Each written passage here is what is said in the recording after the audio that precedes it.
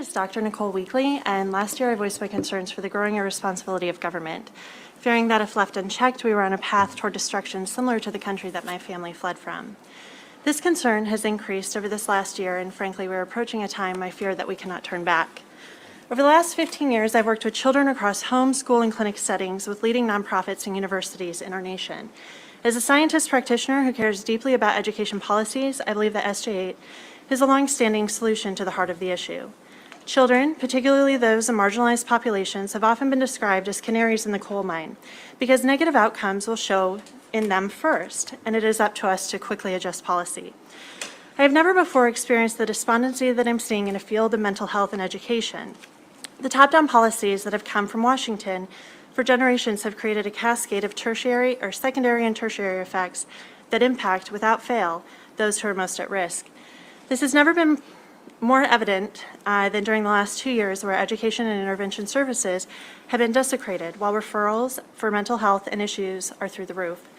I'm now fielding concerns for suicidal ideation in children who are as young as 8. The CDC data in 2020 indicates that suicide was the second leading cause of death in ages 9 to 14, and children between the ages of 9 and 19 were 18 times more likely to die from self-harm than they were from COVID.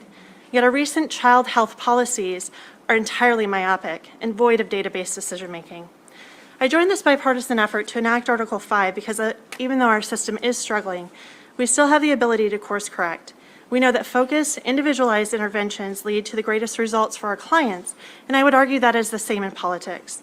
Strong relationships between the elected and their constituents lead to greater results for people in communities, and it's time we bring the governing back to you here at the state. Thank you.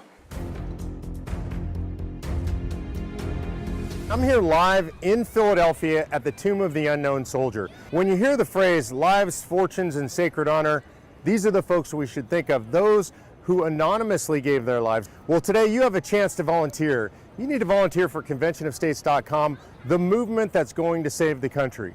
These folks were willing to step up and give everything. We need you to give just a little bit. Go to conventionofstates.com and volunteer today.